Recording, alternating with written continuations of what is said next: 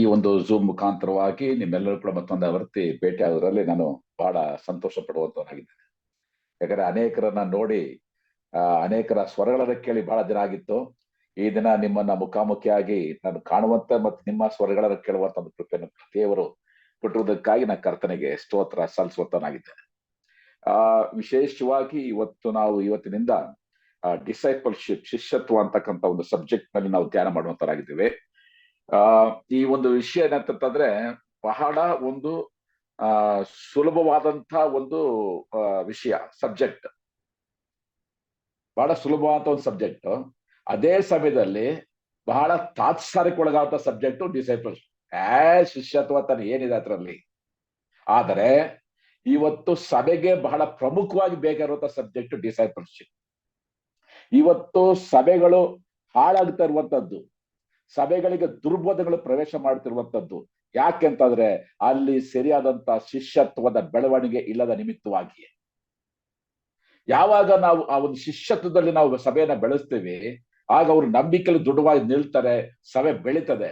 ಆದರೆ ಈ ಒಂದು ಪರಿಜ್ಞಾನ ಇವತ್ತು ಸಹೋದರ ಸಭೆಗಳಲ್ಲಿ ಕಡಿಮೆ ಆಗಿದೆ, ಶಿಷ್ಯತ್ವದ ಪ್ರಾಮುಖ್ಯತ್ವ ಕಡಿಮೆ ಆಗಿದೆ. ಆದ್ರಿಂದ ನಾನು ಬೈಬಲ್ ಕಾಲೇಜುಗಳಲ್ಲಿ ಮತ್ತು ಝೂಮ್ ಮೀಟಿಂಗ್ಗಳಲ್ಲಿ ಎಷ್ಟೋ ಚರ್ಚ್ಗಳಲ್ಲಿ ಕೂಡ ಮಾತಾಡ್ತಾ ಇರೋದು ಡಿಸೈಪಲ್ಶಿಪ್ ಬಗ್ಗೆ. ಯಾಕಂತಂದ್ರೆ I know the importance of ಡಿಸೈಪಲ್ಶಿಪ್.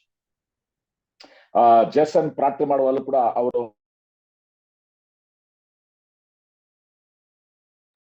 ಅದನ್ನ ನಾನು ಓದ್ತೀನಿ. ಮತ್ತಾಯನ ಸುವಾರ್ತೆ 28ನೇ ಅಧ್ಯಾಯ 18ರಿಂದ. ಆಗ ಯೇಸು ಹತ್ತಿರಕ್ಕೆ ಬಂದು, ಪರಲೋಕದಲ್ಲಿಯೂ ಭೂಲೋಕದಲ್ಲಿಯೂ ಎಲ್ಲ ಅಧಿಕಾರವೂ ನನಗೆ ಕೊಡಲ್ಪಟ್ಟಿದೆ. ಆದ್ದರಿಂದ ನೀವು ಹೊರಟು ಹೋಗಿ ಎಲ್ಲಾ ದೇಶಗಳ ಜನರನ್ನು ಶಿಷ್ಯರನ್ನಾಗಿ ಮಾಡಿರಿ. ಸೊ ಮೈ ಕ್ವಶನ್, ಯಾಕೆ ಸ್ವಾಮಿ ಶಿಷ್ಯರನ್ನಾಗಿ ಮಾಡ್ರಿ ಎಂಬುದಾಗಿ ಹೇಳ್ಬೇಕಾಗಿತ್ತು? ನನ್ನಲ್ಲಿ ನಂಬಿಕೆ ಇಡುವಂತೆ ಮಾಡ್ರಿ, ಅಥವಾ ವಿಶ್ವಾಸಿಗಳನ್ನಾಗಿ ಮಾಡ್ರಿ, ಅಥವಾ ಅವರು ಪಾಪದಿಂದ ಬಿಡುಗಡೆ ಹೊಂದುವ ರೀತಿ ಮಾಡ್ರಿ ಎಂಬುದಾಗಿ ಹೇಳ್ಬೋದಾಗಿತ್ತಲ್ಲ. ಎಲ್ಲ ಬಿಟ್ಟು ನನ್ನ ಶಿಷ್ಯರನ್ನಾಗಿ ಮಾಡ್ರಿ ಅನ್ನುವಂತ ನಿರ್ದಿಷ್ಟವಾದ ಪದವನ್ನು, ಮೇಕ್ ದಮ್ ಡಿಸೈಪಲ್ಸ್, ನನ್ನ ಶಿಷ್ಯನ ಮಾಡ್ರಿ ಎಂಬುದಾಗಿ ಯಾತಕ್ಕಾಗಿ ಹೇಳ್ಬೇಕಾಗಿತ್ತು? ಯಾಕೆ ಆ ಒಂದು ನಿರ್ದಿಷ್ಟವಾದ ಪದವನ್ನೇ ಉಪಯೋಗಿಸ್ಬೇಕಾಗಿತ್ತು? ಮತ್ತಿನ್ನೊಂದು ವಾಕ್ಯವನ್ನ ನೋಡ್ರಿ, ಅಪೊಸ್ತಲ ಕೃತ್ಯಗಳು 11ನೇ ಅಧ್ಯಾಯ 26ನೇ ವಾಕ್ಯ. ಆಕ್ಟ್ಸ್ ಚಾಪ್ಟರ್ 11 ವರ್ಸ್ 11ನೇ ಅಧ್ಯಾಯ 26ನೇ ವಾಕ್ಯದಲ್ಲಿ ಒಂದು ಮಾತು ನಾವು ಹೇಗೆ ನೋಡ್ತೀವಿ? ಕೊನೆಯ ಭಾಗದಲ್ಲಿ, ಅಂತ್ಯೋಕ್ಯದಲ್ಲಿಯೇ ಶಿಷ್ಯರಿಗೆ ಕ್ರೈಸ್ತರೆಂಬ ಹೆಸರು ಮೊದಲು ಬಂತು. ಅಲ್ಲಿ ಗಮನಿಸಿ, ಕ್ರೈಸ್ತರಿಗೆ ಶಿಷ್ಯರೆನ್ನುವಂತ ಹೆಸರು ಬರ್ಲಿಲ್ಲ, ಶಿಷ್ಯರಿಗೆ ಕ್ರೈಸ್ತರು ಎನ್ನುವಂತ ಹೆಸರು ಬಂತು. ಅಂದ್ರೆ ಈ ಕ್ರೈಸ್ತರು ಎನ್ನುವಂತ ಹೆಸರು ಕೊಟ್ಟಿದ್ದು ಅನ್ಯರು. ಯಾರಿಗೆ? ಶಿಷ್ಯರಿಗೆ. ಆದ್ರೆ ಶಿಷ್ಯರ ಜೀವಿತವನ್ನ ನೋಡಿ ಅವರನ್ನ ಅನ್ಯರು ಗುರುತಿಸಿದಂತ ವಿಧಾನ ಕ್ರಿಶ್ಚಿಯನ್. ಅದು ಈ ಪ್ರಪ್ರಥಮ ಬಾರಿಗೆ ಕ್ರೈಸ್ತರು ಎನ್ನುವಂತ ಪದ ಬಂತು. ಯಾಕೆ ಇದನ್ನ ನಿಮಗೆ ಹೇಳ್ತಂತಂದ್ರೆ, ಇವತ್ತು ಒಂದು ದುರಂತದ ಸನ್ನಿವೇಶ ಏನಂತಂದ್ರೆ, ಸಭೆಗಳಲ್ಲಿ ಅವನು ಯೇಸುವನ್ನು ನಂಬುತ್ತಾನೆ, ಕ್ರೈಸ್ತನಾಗ್ತಾನೆ, ವಿಶ್ವಾಸಿ ಆಗ್ತಾನೆ, ಮುಗಿದೋಯ್ತು, ಅಷ್ಟಕ್ಕೆ ಪರಮಾವಧಿ. ಎಷ್ಟೋ ಸಭೆಗಳಲ್ಲಿ ಇವತ್ತು ಏನಿದೆ, ಸುವಾರ್ಥ ಕೂಟ ಇದೆ, ಸುವಾರ್ಥ ಕೂಟ ಆದ ತಕ್ಷಣ ಆರಾಧನಾ ಕೂಟ, ಬೋಧನಾ ಕೂಟ ಇಲ್ಲವೇ ಇಲ್ಲ. ಯಾಕಂದ್ರೆ ಸುವಾರ್ಥ ಕೂಟ ಆಗಿದೆ, ನಾವು ನಂಬಿದ್ದೀವಿ, ನಾವು ನಂಬಿದ ಮೇಲೆ ಏನ್ ಬೇಕು? ನಮ್ಗೆ ರೊಟ್ಟಿ ಪಾತ್ರ ಬೇಕು ತಿನ್ನಕ್ಕೆ ಅಷ್ಟೇ. ಆದ್ರೆ ಆತ್ಮಿಕವಾದ ಬೆಳವಣಿಗೆ ಬೇಕಾದ ಬೋಧನೆಗಳು ಇವತ್ತು ಎಷ್ಟೋ ಸಭೆಗಳಿಲ್ಲ. ಎಷ್ಟೋ ವಿಶ್ವಾಸಿಗಳು ಆ ಬೋಧನಾ ಕೂಟಕ್ಕೆ ಕುಳಿತುಕೊಳ್ಳೋದು ಇಲ್ಲ. ಅದು ಸುವಾರ್ಥ ಕೂಟ, ಅದು ನಮಗೆ ನಮ್ಮ ಆರಾಧನಾ ಕೂಟ ಇದ್ರೆ ಸಾಕು. ಆದ್ರಿಂದಲೇ ನನ್ನ ಪ್ರಿಯ ಸಹೋದರರೇ, ಬಹಳ ಸ್ಪಷ್ಟವಾದ ರೀತಿಯಲ್ಲಿ ಈ ಕೆಲವು ಅಂಶಗಳನ್ನ ನಾವು ಗಮನಿಸಬೇಕಾಗ್ತದೆ. ಒಂದು, ನಾವು ಬಹಳ ನಿರ್ದಿಷ್ಟವಾಗಿ ಇದರ ಕುರಿತಾಗಿ ತಿಳ್ಕೊಳ್ಬೇಕು. ಎರಡನೇದಾಗಿ, ನನ್ನ ಒಂದು ಕಳಕಳಿಯ ಪ್ರಾರ್ಥನೆ ನಿಮಗೇನಂತಂದ್ರೆ, ದಯವಿಟ್ಟು ನೀವುಗಳು ಕೂಡ ಸಾಧ್ಯವಾದಷ್ಟು ಮಟ್ಟಿಗೆ ಅನೇಕರನ್ನ ಶಿಷ್ಯತ್ವದಲ್ಲಿ ಬೆಳೆಸಿ ಎಂಬುದೇ ನನ್ನ ಒಂದು ಪ್ರಾರ್ಥನೆ. ಯಾಕಂದ್ರೆ ಯಾವಾಗ ಒಬ್ಬ ವ್ಯಕ್ತಿ ಶಿಷ್ಯತ್ವದಲ್ಲಿ ಬೆಳಿತಾನೋ, ಅವನು ಖಂಡಿತ ಅವನು ದೃಢವಾಗಿ ನಿಲ್ತಾನೆ, ಹಿಂಜಾರೋದಿಲ್ಲ, ಏನೇ ಹೋರಾಟಗಳು ಬಂದರೂ ಕೂಡ ನಿಲ್ತಾನೆ. ಆದ್ದರಿಂದಲೇ ಇದು ಎರಡು ರೀತಿಯಲ್ಲಿ ಕೂಡ ಬಹಳ ಪ್ರಮುಖ. ನಾವು ಕೂಡ ನಿಲ್ತೀವಿ, ಮತ್ತೊಬ್ಬರನ್ನ ನಿಲ್ಲಿಸುವುದಕ್ಕೆ ಸಹಾಯ ಆಗುತ್ತೆ. ಹಾಗಾದ್ರೆ ಈ ಒಂದು ಶಿಷ್ಯತ್ವದ ಕುರಿತಾಗಿ ನಾವು ನೋಡುವಂತ ಸಮಯದಲ್ಲಿ ಯೇಸು ಸ್ವಾಮಿ ನಮ್ಮಂತ ಮಕ್ಕಳಿಗೆ ಬೈಬಲ್ ಅಲ್ಲಿ ಅನೇಕ ಹೆಸರುಗಳು ಕೊಡಲ್ಪಟ್ಟಿದೆ. ಏನಂತ ಹೇಳ್ತೀವಿ? ವಿಶ್ವಾಸಿ ಎಂಬುದಾಗಿ ಹೇಳ್ತೀವಿ, ಮತ್ತೆ ರಕ್ಷಣೆ ಹೊಂದಿದಂತ ವ್ಯಕ್ತಿ, ಪಾಪದಿಂದ ಬಿಡುಗಡೆ ಹೊಂದಿದಂತ ವ್ಯಕ್ತಿ, ಶಿಷ್ಯರು, ಯೇಸು ಕ್ರಿಸ್ತನ ಪ್ರಜೆಗಳು, ಪರಲೋಕ ಸಂಸ್ಥಾನಕ್ಕೆ ಬಾಧ್ಯಸ್ಥರು, ರಾಜವಂಶಸ್ಥರ ಯಾಜಕರು, ಮೀಸಲಾದ ಜನಾಂಗ. ಈ ರೀತಿಯಾಗಿ ಹಲವಾರು ಪದಗಳನ್ನ ನಾವು ಉಪಯೋಗಿಸ್ತೇವೆ. ಎಲ್ಲಾ ಪದಗಳು ಕೂಡ ಒಂದೇ ಅರ್ಥವನ್ನ ಕೊಡುವಂತದ್ದೇ ಆಗಿದೆ. ಓಕೆ, ಹಾಗಾದ್ರೆ ಸತ್ಯವೇದ ಹೊಸ ಒಡಂಬಡಿಕೆಯಲ್ಲಿ ವಾಕ್ಯಗಳನ್ನ ನೋಡ್ರಿ, ಈ ಒಂದು ವಿಶ್ವಾಸಿ ವಿಶ್ವಾಸಿ ಎಂಬುದಾಗಿ ಹೇಳುವಂತ ಪದ ಬರೀ 2 ಸಲ ಉಪಯೋಗಿಸಲ್ಪಟ್ಟಿದೆ. Only 2 times believers. ಕ್ರಿಶ್ಚಿಯನ್ ಎನ್ನುವಂತ ಪದ only 3 times it has been used. But disciples ಅಥವಾ ಶಿಷ್ಯ ಎನ್ನುವಂತ ಪದ 269 ಸಲ ಉಪಯೋಗಿಸಲ್ಪಟ್ಟಿದೆ. 269 times. See the difference. Believer ಅಂತಕ್ಕಂಥ ಪದ ಬರೀ 2 ಸಲ, ಕ್ರಿಶ್ಚಿಯನ್ ಅಂತಕ್ಕಂಥ ಪದ ಅಥವಾ ಕ್ರೈಸ್ತರು ಅಂತಕ್ಕಂಥ ಪದ ಬರೀ 3 ಸಲ. ಆದ್ರೆ ಶಿಷ್ಯರು ಅಥವಾ ಶಿಷ್ಯ ಎನ್ನುವಂತ ಪದ 269 ಸಲ ಉಪಯೋಗಿಸಲ್ಪಟ್ಟಿದೆ ಅಂತ ಹೇಳುವಾಗ ಇದರಲ್ಲೇ ನಮ್ಗೆ ಗೊತ್ತಾಗ್ತದೆ ಕ್ರಿಸ್ತನು ಯಾವುದಕ್ಕೆ ಪ್ರಾಮುಖ್ಯತೆನ ಕೊಡ್ತಾ ಇದ್ದಾನೆ, ಯಾವುದಕ್ಕೆ ಪ್ರಾಮುಖ್ಯತೆ ಕೊಡ್ತಾ ಇದ್ದಾನೆ. ಬಹಳ ಸ್ಪಷ್ಟವಾಗಿ ಅರ್ಥ ಮಾಡ್ಕೊಡ್ರಿ. ಬಹುಶಃ ನಾನು ಹೇಳುವಂಥದ್ದು ನಿಮಗೆ ಸ್ವಲ್ಪ ವಿಭಿನ್ನವಾಗಿ ಕಾಣ್ಬೋದು. ಎಲ್ಲಾ ಶಿಷ್ಯರು ಕೂಡ ವಿಶ್ವಾಸಿಗಳೇ, ಆದ್ರೆ ಎಲ್ಲಾ ವಿಶ್ವಾಸಿಗಳು ಶಿಷ್ಯರಲ್ಲ. both are not equal. both are not equal. ಎಲ್ಲಾ ಶಿಷ್ಯರು ವಿಶ್ವಾಸಿಗಳೇ, ಆದ್ರೆ ಎಲ್ಲ ವಿಶ್ವಾಸಿಗಳು ಕೂಡ ಶಿಷ್ಯರಲ್ಲ. ಯಾಕೆ ಇದನ್ನ ಹೇಳ್ತಿರ್ತಂದ್ರೆ, ಶಿಷ್ಯತ್ವ ಅಂತಕ್ಕಂಥದ್ದು ಬೆಳವಣಿಗೆಯಲ್ಲಿ ತೋರಿಸ್ಬೇಕದು. ಇವತ್ತು ಎಷ್ಟೋ ಜನ ಯೇಸು ನಂಬ್ಕೊಂಡಿದೀವಿ, ನಾನು ಪರಲೋಕದಲ್ಲಿ ಸೀಟ್ ರಿಸರ್ವ್ ಆಗಿದೆ, ಅಷ್ಟೇ ಸಾಕು. ಆದ್ರೆ ಹೆಂಗಾರು ಜೀವಿಸ್ಬೇಕು, ಬೈಬಲ್ ಓದಿದ್ರು ಸರಿಯೇ, ಓದೋದ್ರು ಸರಿಯೇ, ಪ್ರಾರ್ಥನೆ ಮಾಡೋದು ಸರಿಯೇ, ಮಾಡದೆ ಹೋದ್ರು ಸರಿಯೇ, ಚರ್ಚ್ಗೆ ಹೋದ್ರು ಸರಿಯೇ, ಹೋಗದೆ ಹೋದ್ರು ಸರಿಯೇ ಅಂತಕ್ಕಂಥ ಒಂದು ನಿರ್ಲಕ್ಷ್ಯದ ಜೀವಿತದಲ್ಲಿ ಇವತ್ತು ಸಹೋದರ ಸಭೆಗಳಲ್ಲಿ ವಿಶ್ವಾಸಿಗಳು ಹಾದು ಹೋಗ್ತಾ ಇದ್ದಾರೆ. ಇನ್ನೂ ಕೆಲವರಿಗೆ ಇಂಥ ಒಂದು ಭ್ರಮೆ, ನಾನು ಡೀಸೆಲ್ ತಗೊಂಡ್ಮೇಲೆ ರೊಟ್ಟಿ ಪತ್ರ ತಗೊಂಡ್ರೆ ಮುಗಿದೋಯ್ತು ನನ್ನ ಕೆಲಸ, ಅಷ್ಟೇ. ನಾನು ಆತ್ಮಿಕವಾಗಿ ನಾನು ಬೆಳೀತಾ ಇದ್ದೀನೋ, ಆತ್ಮಿಕವಾಗಿ ಬೆಳಿತಲೋ ಅದು ಬೇಕಾಗಿಲ್ಲ.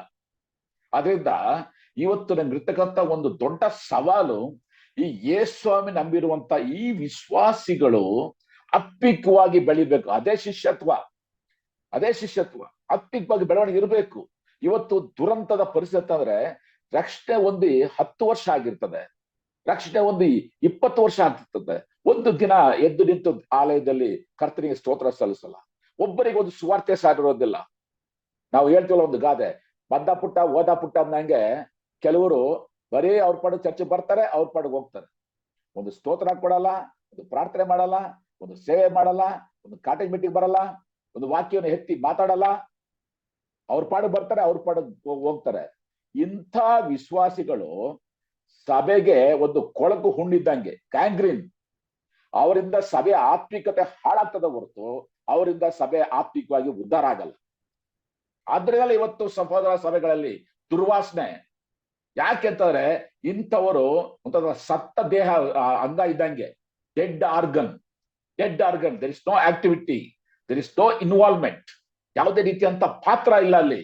ಈ ರೀತಿ ಇರೋ ನಿಮಿತ್ತವಾಗಿ ಇವತ್ತು ಸಭೆಗಳು ಕುಂಠಿತವಾಗ್ತದೆ, ಆತ್ಮಿಕ ಬೆಳವಣಿಗೆ ಕಾಣ್ತಾ ಇಲ್ಲ, ದೇವರ ಆಶೀರ್ವಾದದಲ್ಲಿ ಕಾಣ್ತಾ ಇಲ್ಲ, ದೇವರ ಆತ್ಮರ ನಡೆಸುವಿಕೆಯಲ್ಲಿ ಕಾಣ್ತಾ ಇಲ್ಲ. ಆದ್ರಿಂದ ನನ್ನ ಪ್ರಿಯ ಸಹೋದರರೇ, we have to take this challenge, everyone. ಈ ಒಂದು ಶಿಷ್ಯತ್ವದ ವಿಷಯದಲ್ಲಿ ನಾವು ಬಹಳ ಎಚ್ಚರಿಕೆಯಿಂದ ನಾವು ಗಮನಿಸಬೇಕಾಗಿದೆ. ಈ ಒಂದು ಶಿಷ್ಯತ್ವದ ಕುರಿತಾಗಿ ನೋಡುವಾಗ ನಾನು ಕೆಲವು ವಾಕ್ಯಗಳನ್ನ ನಾನು ನಿಮ್ಮ ಗಮನಕ್ಕೆ ತರಕ್ಕೆ ನಾನು ಇಷ್ಟಪಡುವಂತನಾಗಿದ್ದೇನೆ. ಶಿಷ್ಯ ಎಂಬುದಾಗಿ ಹೇಳುವಾಗ ಯಾರು? Who is the disciple? ಶಿಷ್ಯ ಎನ್ನುವಂತವನು ಒಬ್ಬ ವಿಶ್ವಾಸಿ. ಶಿಷ್ಯ ಎನ್ನುವಂತವನು ಕಲಿಯುವಂತವನು, learner. A believer, a learner. ಮತ್ತೆ ಶಿಷ್ಯ ಎನ್ನುವಂತವನು ಕ್ರಿಸ್ತನನ್ನ ಹೆಜ್ಜೆ ಹೆಜ್ಜೆಯಲ್ಲಿ ಹಿಂಬಾಲಿಸುವಂತವನು. ಅದಕ್ಕೆ ಯೋಬ ಹೇಳ್ತಾನೆ, ನಾನು ಆತನ ಹೆಜ್ಜೆ ಹೆಜ್ಜಾಡಲ್ಲೇ ಕಾಲಿಟ್ಟಿದ್ದೇನೆ, ಓರಿಯಾಗದೆ ಆತನನ್ನೇ ನಾನು ಹಿಂಬಾಲಿಸ್ತಾ ಇದ್ದೇನೆ. ನಾವು 1 ಯೋಹಾನ 2:6 ನೋಡ್ತೀವಿ. ಆತನಲ್ಲಿ ನೆಲೆಗೊಂಡಿದ್ದೇನೆಂಬುದಾಗಿ ಹೇಳುವಂತವನು ಕ್ರಿಸ್ತನು ನಡೆದಂತೆಯೇ ತಾನು ನಡೆಯುವುದಕ್ಕೆ ಬದ್ಧನಾಗಿದ್ದಾನೆ. Is the disciple. ಕ್ರಿಸ್ತನು ನಡೆದಂತ ರೀತಿಯಲ್ಲಿ ತಾನು ನಡೆಯೋದಕ್ಕೆ ಬದ್ಧನಾಗಿರುವಂತ ವ್ಯಕ್ತಿ ಇದನಲ್ಲ, ಅವನು ನಿಜವಾದ ಕ್ರಿಶ್ಚಿಯನ್, ಅವನು ನಿಜವಾದ ಶಿಷ್ಯ. ಶಿಷ್ಯ ಅಂತ ಅಂದ್ರೆ ಯಾರೋನು? One who comes to the image of Christ. ಕ್ರಿಸ್ತನ ಸ್ವಾರೂಪಕ್ಕೆ ದಿನೇ ದಿನೇ ದಿನೇ ದಿನೇ ಬದಲಾಗುತ್ತಿರುವಂತ ವ್ಯಕ್ತಿ ಅವನು ನಿಜವಾದ ಶಿಷ್ಯ. ಒಬ್ಬ ವ್ಯಕ್ತಿ ಯೇಸು ಸ್ವಾಮಿ ನಂಬಿದ ಮೇಲೆ ಅವನ ಜೀವಿತದಲ್ಲಿ ಯಾವುದೇ ರೀತಿಯ ಬದಲಾವಣೆ ಕಾಣ್ತಾ ಇಲ್ಲ, ಅವನು ಆತ್ಮಿಕವಾಗಿ ಬೆಳಿತಲ್ಲ ಅಂತಂದ್ರೆ is unfit to be called as a disciple. ಆತ್ಮಿಕವಾಗಿ ಬೆಳೆಯುವಂತ ವ್ಯಕ್ತಿ ಆಗಿರ್ತಾನೆ ಎಂಬುದಾಗಿ ನೋಡುತ್ತೇವೆ. ಅಷ್ಟು ಮಾತ್ರ ಅಲ್ಲ, ಶಿಷ್ಯ ಅಂತಕ್ಕಂಥವ್ರು ಯಾರು ಅಂತಂದ್ರೆ ಕ್ರಿಸ್ತನ ರಕ್ತ ಸಾಕ್ಷಿಯಾಗಿ ಸಾಯುವುದಕ್ಕೂ ಯಾವನು ಸಿದ್ಧನಾಗಿದ್ದಾನೋ ಅವನು ನಿಜವಾದಂತ ಶಿಷ್ಯ ಎಂಬುದಕ್ಕೆ ಅರ್ಹನಾಗಿದ್ದಾನೆ. ನಾವು ನೋಡ್ತೀವಿ ಶಿಷ್ಯರು ಆ ಒಂದು 12 ಜನರಲ್ಲಿ ಇವನನ್ನ ಇಸ್ಕರಿಯೋತನ ಬಿಟ್ಟಾಕ್ರಿ, ಅದು ಬಿಟ್ರೆ ಅಪೊಸ್ತಲ ಅಂತ ಯೋಹಾನ್ ಒಬ್ಬರು ಮಾತ್ರವೇ ಪರಿಪೂರ್ಣ ಆಯುಷ್ಕಾಲ ತುಂಬಿ ಸತ್ತಂತ ವ್ಯಕ್ತಿ. ಅವನ ಬಿಟ್ರೆ ಮಿಗಿದ ಎಲ್ಲರೂ ಕೂಡ ರಕ್ತ ಸಾಕ್ಷಿಗಳಾಗಿ ಸತ್ತವ್ರೆ. ಆದ್ರಿಂದ ಪ್ರಿಯ ಸಹೋದರರೇ, ಯಾವ ವ್ಯಕ್ತಿ ಕ್ರಿಸ್ತನಿಗೋಸ್ಕರವಾಗಿ ತನ್ನ ನಂಬಿಕೆಗೋಸ್ಕರವಾಗಿ ರಕ್ತ ಸಾಕ್ಷಿಯಾಗಿ ಸಾಯುವುದಕ್ಕೂ ಸಿದ್ಧನಾಗಿದ್ದಾನೋ ಆ ವ್ಯಕ್ತಿ ಮಾತ್ರವೇ ಆ ಶಿಷ್ಯ ಎನಿಸ್ಕೊಳ್ಳುವಂತ ಅರ್ಹತೆ ಅವನಿಗಿದೆಯೇ ಹೊರತು ಬರೀ ಯೇಸು ಸ್ವಾಮಿನ ನಂಬಿದಂತ ಮಾತ್ರಕ್ಕೆ ಅವನ ಶಿಷ್ಯನಾಗೋದಿಲ್ಲ. ಆದ್ರೆ ಅವನ ಶಿಷ್ಯನಾಗಬೇಕು, ಅದರ ಒಂದು ಸವಾಲು ಅವನಿಗಿರ್ಬೇಕು, ಆ ಒಂದು ಛಲ ನಮಗೂ ಕೂಡ ಬೇಕು. ಒಬ್ಬರನ್ನ ಆತ್ಮಿಕವಾಗಿ ಬೆಳೆಸುವಂತ ತಾನು ಕೂಡ ಬೆಳಿಬೇಕು, ನೀವು ಬೆಳಿಬೇಕು, ಇತರರನ್ನು ಕೂಡ ಆತ್ಮಿಕವಾಗಿ ಬೆಳೆಸಬೇಕು. ನಾವು ಲೂಕ ಬರೆದ ಸುವಾರ್ತೆ 6ನೇ ಅಧ್ಯಾಯ 40ನೇ ವಾಕ್ಯದಲ್ಲಿ ನೋಡುತ್ತೇವೆ. ಒಬ್ಬ ಶಿಷ್ಯ ಹೆಂಗಂತಂದ್ರೆ ತನ್ನ ಗುರುವಿನಂತ ಆಗುವಂಥದ್ದು ಶಿಷ್ಯನಿಗೆ ಸಾಕು ಅಂತ ನೋಡ್ತೇವೆ. He will become like A teacher, like is master. ತನ್ನ ಗುರುವಿನಂತೆ ಆಗುವಂತ ಆ ಒಂದು ಛಲ, ನಾನು ನನ್ನ ಗುರುವಿನಂತೆ ಆಗಬೇಕು, ಅವನ ಹಾಗೆ ನನ್ನ ಜೀವಿತ ಮಾರ್ಪಡ್ಬೇಕು ಎಂಬುದಾಗಿ ಇದೆಯಲ್ಲ, ಅವನು ನಿಜವಾದಂತ ಒಬ್ಬ ಶಿಷ್ಯ. ಮುಂದೆ ನೋಡ್ತೇವೆ ರೋಮಪುರ ಪತ್ರಿಕೆ 8ನೇ ಅಧ್ಯಾಯ 29ನೇ ವಾಕ್ಯದಲ್ಲಿ ಯೇಸು ಕ್ರಿಸ್ತನ ಸ್ವರೂಪಕ್ಕೆ ಬರುವಂತವನಾಗಿರ್ಬೇಕೆಂಬುದಾಗಿ ನೋಡುತ್ತೇವೆ. ಹಾಗೆಯೇ 2 ಕೊರಿಂಥ 3ನೇ ಅಧ್ಯಾಯ 18ನೇ ವಾಕ್ಯದಲ್ಲಿ ಪ್ರಭಾವದಿಂದ ಅಧಿಕ ಪ್ರಭಾವಕ್ಕೆ ಹೋಗುತ್ತಾ ಆ ಪ್ರಭಾವದ ಸ್ವರೂಪವುಳ್ಳವರೇ ಆಗುತ್ತೇವೆ. ಆ ಪ್ರಭಾವದ ಸ್ವರೂಪ ಉಳ್ಳಂದ್ರೆ ಯಾರು? ಯೇಸು ಕ್ರಿಸ್ತನ ಪ್ರಭಾವದ ಸ್ವರೂಪ ಉಳ್ಳವರೇ ನಾವು ಆಗುವಂತವರು ಆಗಿರಬೇಕು. ಮತ್ತೊಂದು ವಾಕ್ಯ ನೋಡುತ್ತೇವೆ, ಫಿಲಿಪ್ಪಿ ಬರೆದ ಪತ್ರಿಕೆ 2ನೇ ಅಧ್ಯಾಯ 5ನೇ ವಾಕ್ಯದಲ್ಲಿ ಕ್ರಿಸ್ತ ಯೇಸುಲಿದಂತ ಮನಸ್ಸು ನಿಮ್ಮಲ್ಲಿಯೂ ಕೂಡ ಇರಲಿ. ಇನ್ನೊಂದು ವಾಕ್ಯ ನೋಡ್ತೇವೆ, 1 ಯೋಹಾನ 3ನೇ ಅಧ್ಯಾಯ 2ನೇ ವಾಕ್ಯದಲ್ಲಿ ಕ್ರಿಸ್ತನು ಬರುವಾಗ ನಾವು ಕೂಡ ಆತನಂತೆಯೇ ಇರುತ್ತೇವೆ ಎನ್ನುವಂತ ನಂಬಿಕೆ ನಮಗಿದೆ. That means there should be change and change and change. ಬದಲಾವಣೆಗಳಾಗ್ಕೊಂಡು ಹೋಗುವಂತವರಾಗಿರ್ಬೇಕು ಪ್ರಿಯರೇ. ಹಾಗಾದ್ರೆ ಈ ಒಂದು ಶಿಷ್ಯ ಅಂತ ಅಂದ್ರೆ ಯಾರು ಎನ್ನುವಂತಹ ವಿಷಯವನ್ನ ನಾವು ಗ್ರಹಿಸ್ತಾ ಇದ್ದೀವಿ. ಈ ಶಿಷ್ಯತ್ವದ ಕುರಿತಾಗಿ ಬಹಳ ಪ್ರಮುಖವಾಗಿ 3 ಸಂಗತಿಗಳನ್ನ ನಾವು ಧ್ಯಾನ ಮಾಡಲೇಬೇಕಾಗಿದೆ. ಆ 3 ಸಂಗತಿಗಳಲ್ಲಿ ಎಷ್ಟು ಸಾಧ್ಯನೋ ಅಷ್ಟೇ ಇವತ್ತು ನಾವು ಕಲಿಯುವಂತವರಾಗಿದ್ದೇವೆ. ಮುಂದುವರೆದ ಹಾಗೆ ನಾನು ಬರುವ ಸೆಷನ್ ತಗೊಳ್ಳುವ ಹೋಗುತ್ತೆ. ಆ 3 ಸಂಗತಿಗಳು ಯಾವುದಂತಾರೆ, ಮೊದಲನೇದಾಗಿ ದ ಕಾಲ್ ಆಫ್ ಡಿಸೈಪಲ್ಶಿಪ್, ಶಿಷ್ಯತ್ವದ ಕರೆಯುವಿಕೆ, ದ ಕಾಲ್ ಆಫ್ ಡಿಸೈಪಲ್ಶಿಪ್. ಎರಡನೇದಾಗಿ the conditions of the discipleship, ಶಿಷ್ಯತ್ವದ ನಿಬಂಧನೆಗಳು ಏನು. ಮೂರನೇದಾಗಿ ದ ಕನ್ಸೋಲೇಷನ್ ಆಫ್ ಡಿಸೈಪಲ್ಶಿಪ್, ಶಿಷ್ಯತ್ವದ ಲಾಭಗಳು ಅಥವಾ ಶಿಷ್ಯತ್ವದ ಪ್ರಯೋಜನಗಳು ಏನು. ಈ 3 ಹಂತಗಳಲ್ಲಿ ನಾವು ಕಲಿಬೇಕು, ಇತರರಿಗೆ ಕಲಿಸ್ಬೇಕು. ಮೊದಲನೇ ಹಂತ, ದೇವರು ಎಂಥ ವ್ಯಕ್ತಿಗಳನ್ನ ಕರೆಯುವಂತನಾಗಿದ್ದಾನೆ. ಎರಡನೇ ಹಂತ, ಕರೆಯುವಿಕೆ ಬೇಕಾದ್ರೆ ನಮಗಿರ್ಬೇಕಂತ ಯೋಗ್ಯತೆಗಳು ಏನು. ಮೂರನೇ ಒಂದು ಹಂತ, ಹೌದು ಇಷ್ಟೆಲ್ಲ ನಾವು ಪ್ರಯಾಸ ಪಟ್ಟು ಕ್ರಿಸ್ತನ ಹಿಂಬಾಲಿಸ್ತೀವಲ್ಲ, ಹಾಗಿದ್ದ ಮೇಲೆ ನಮಗೆ ಸಿಗುವಂತ ಲಾಭಗಳಾದ್ರೆ ಏನು. ಇದೇ ಮಾತು ಪೇತ್ರ ಕೇಳ್ತಾನೆ, ಸ್ವಾಮಿ ಎಲ್ಲಾ ಬಿಟ್ಟು ನೀನು ನನ್ನ ಹಿಂಬಾಲಿಸ್ತಾ ಇದೀವಲ್ಲ, ನಮಗಿದ್ರಿಂದ ಏನು ಪ್ರಯೋಜನ. ಆದ್ರಿಂದಲೇ ಪ್ರಿಯರೇ, ಇವತ್ತು ನಾವು ಮೊದಲ ವಿಷಯಕ್ಕೆ ನಾವು ಬರುವಂತವರಾಗಿನ first title headline is the call of discipleship, ಶಿಷ್ಯತ್ವದ ಕರೆಯುವಿಕೆ. ಅರ್ಥ ಮಾಡ್ಕೊಡ್ರಿ, ಕೆಲವು ಪ್ರಮುಖವಾದ ಸತ್ಯತೆಗಳನ್ನ ನಾವು ಗ್ರಹಿಸ್ಕೊಳ್ಬೇಕು. ಆತನು ಕರೆಯುವಾಗ ಏನು ಕೆಲಸ ಇರದಿರ್ತಕ್ಕಂಥ ಸೋಮಾರಿಗಳನ್ನ ಕರ್ತನು ಕರೆಯುವುದಿಲ್ಲ. You will never call a lazy and idle people.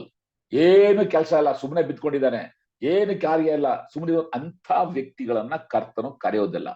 ನೀವು ಕ್ರಿಸ್ತನು ಕರೆದಿರುವಂತ ವ್ಯಕ್ತಿಗಳನ್ನ ಸ್ವಲ್ಪ ಗಮನದಲ್ಲಿ ಇಟ್ಟುಕೊಂಡು ನೀವು ಆಲೋಚನೆ ಮಾಡ್ರಿ, ಆಗ ಇದು ಸ್ಪಷ್ಟವಾಗಿ ನಮಗೆ ಗೊತ್ತಾಗ್ತದೆ. ಮೊದಲನೇದಾಗಿ ಮೋಶೆಯನ್ನ ದೇವರು ಕರೆದಾಗ ಮೋಶೆ ಕುರಿ ಕಾಯ್ತಾ ಇದ್ದ ಕಾಡಿನಲ್ಲಿ. ಆವಾಗಲೇ ವಿಮೋಚಕನ ಪುಸ್ತಕ 3ನೇ ಅಧ್ಯಾಯದಲ್ಲಿ ಆತನು ಆ ಹುರಿಯುವಂತ ಪೊದೆಯಿಂದ ಮೋಶೆ ಮೋಶೆ ಎಂಬುದಾಗಿ ದೇವರು ಮೋಶೆನ ಕರೆದಾಗ ಮೋಶೆ ಕುರಿ ಕಾಯ್ತಾ ಇದ್ದ. ಹಾಗೆ ನಾವು ನೋಡ್ತೀವಿ ದಾವಿದನನ್ನ ಕರೆಯುವಾಗಲೂ ಕೂಡ ದಾವಿದನು ಕುರಿ ಕಾಯ್ತಾ ಇದ್ದ. ಅಲ್ಲಿಂದ ಅವನು ಹೇಳ್ತಾನೆ, ಕುರಿ ಕಾಯ್ತಿದ್ದಂತ ನನ್ನನ್ನ ಎತ್ತಿ ಅರಸನ್ನಾಗಿ ಮಾಡಿದ್ದಾನೆ ಎಂಬುದಾಗಿ. ಸುಮ್ಮನೆ ಏನು ಕೆಲಸ ಇರಲಿಲ್ಲ. ಮತ್ತೆ ಆಮೋಸನ ನೋಡ್ರಿ, ಪ್ರವಾದಿ ಅಂತ ಆಮೋಸನ ಕುರಿತ ನೋಡುವಾಗ ಅವನು ಕೂಡ ಕಾಡಿನಲ್ಲಿ ಹತ್ತಿಯನ್ನ ಕಿತ್ಕೊಂಡು ದನ ಮೇಯಿಸ್ಕೊಂಡು ಆತನು ಇದ್ದಂತ ವ್ಯಕ್ತಿ. ಅವನನ್ನ ಉತ್ತಮವಾದ ರೀತಿಯಲ್ಲಿ ಕರ್ತನು ಕರೆದು ತನ್ನ ಸೇವೆಯಲ್ಲಿ ನಡೆಸುವಂತದ್ದನ್ನ ನೋಡುವಂತವರಾಗಿದ್ದೇವೆ. ಎಲೀಷನ ನೋಡ್ರಿ, ಎಲಿಯನು ಬಂದು ಎಲೀಷನನ್ನ ಕರೆಯುವಂತ ಸಮಯದಲ್ಲಿ ಎಲೀಷನು 12 ಜೊತೆ ಎತ್ತುಗಳನ್ನ ಆತ ಉಳುತ್ತಾ ಒಂದು ಜೊತೆಯಲ್ಲಿ ತಾನೇ ಉಳ್ತಾ ಇದ್ದ. ಆ ಸಮಯದಲ್ಲಿ ಎಲಿಯನು ಅವನ ಮೇಲೆ ಕಂಬಳಿಯನ್ನು ಹಾಕಿ ಕರೆದಾತ ನಾವು ನೋಡುವಂತವರಾಗಿದ್ದೇವೆ. ಸರಿ, ಹಾಗೆ ನಾವು ಮುಂದುವರೆದ ಹಾಗೆ ಈ ಒಂದು ಇದು ಯೋಹಾನ ಪೇತ್ರನ ಕುರಿತಾಗಿ ನಾವು ನೋಡುವಾಗ ಅವರು ಕೂಡ ಮೀನು ಹಿಡಿತಾ ಇದ್ದಂತ ಸಮಯದಲ್ಲಿ ಕ್ರಿಸ್ತನು ಅವರನ್ನ ಕರೆದ ಎಂಬುದು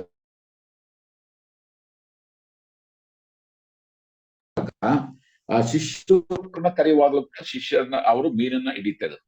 ಮತ್ತೆ ಮತ್ತಾಯನನ್ನ ದೇವರು ಕರೆಯುವಾಗ ಕೂಡ ಮತ್ತಾಯನು ಕೂಡ ಸುಂಕವನ್ನ ವಸೂಲು ಮಾಡಿಕೊಂಡು ಇದ್ದ. ಪೌಲನನ್ನ ಕರೆಯುವಾಗಲೂ ಕೂಡ ಆತನು ಕ್ರೈಸ್ತರಿಗೆ ಹಿಂಸೆ ಮಾಡಕ್ ಹೋಗ್ತಾ ಇದ್ದ. ಯೆರೂಸಲೇಮಿನಿಂದ ದಮಸ್ಕಕ್ಕೆ ಆತನು ಹೋಗಿ ಕ್ರೈಸ್ತರಿಗೆ ಹಿಂಸೆನ ಮಾಡ್ತಾ ಇದ್ದ. ಹಿಂಸೆ ಮಾಡುತ್ತಿರುವಂತಹ ಸಮಯದಲ್ಲಿಯೇ ಅಪೊಸ್ತಲ ಕೃತ್ಯಗಳು 9ನೇ ಅಧ್ಯಾಯದಲ್ಲಿ ಸೌಲನೇ ಸೌಲನೇ ನನ್ನನ್ನು ಯಾಕೆ ನೀನು ಹಿಂಸೆ ಪಡಿಸಿರುವಂತಹ ಸ್ವರ ಅವನ ಕೇಳಿಸ್ಕೊಂಡ. ಈ ಹಿನ್ನೆಲೆಯಲ್ಲಿ ನಮಗೆ ಆಧಾರವಾಗಿ ಲೂಕನ ಸುವಾರ್ತೆ 5ನೇ ಅಧ್ಯಾಯ 1ರಿಂದ 11 ವಾಕ್ಯವನ್ನು ನಾನು ಓದ್ತೀನಿ, ದಯವಿಟ್ಟು ಗಮನಿಸಿ.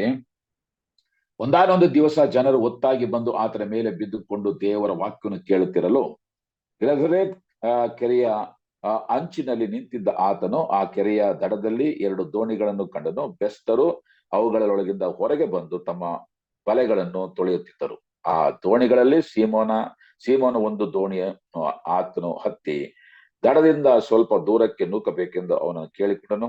ತರುವಾಯ ಆತನು ಕೂತುಕೊಂಡು ದೋಣಿಯೊಳಗಿಂದಲೇ ಆ ಜನರ ಗುಂಪಿಗೆ ಉಪದೇಶ ಮಾಡಿದನು. ಮಾತಾಡುವುದನ್ನು ಮುಗಿಸಿದ ಮೇಲೆ ಸೀಮೋನನಿಗೆ ಆಳವಾದ ಸ್ಥಳಕ್ಕೆ ದೋಣಿಯನ್ನು ನಡೆಸಿ ಮೀನು ಬೇಟೆಗಾಗಿ ನಿಮ್ಮ ಬಲೆಗಳನ್ನು ಹಾಕಿರಿ ಎಂದು ಹೇಳಿದನು. ಅದಕ್ಕೆ ಸೀಮೋನನು, ಗುರುವೇ, ನಾವು ರಾತ್ರಿಯೆಲ್ಲಾ ಪ್ರಯಾಸಪಟ್ಟವು, ಏನೂ ಸಿಕ್ಕಲಿಲ್ಲ. ಆದರೆ ನಿನ್ನ ಮಾತಿನ ಮೇರೆಗೆ ಬಲೆಯನ್ನು ಹಾಕುತ್ತೇವೆ ಅಂದರು. ಹಾಕಿದ ಮೇಲೆ ಮೀನುಗಳು ರಾಶಿಯಾಗಿ ಸಿಕ್ಕಿತು.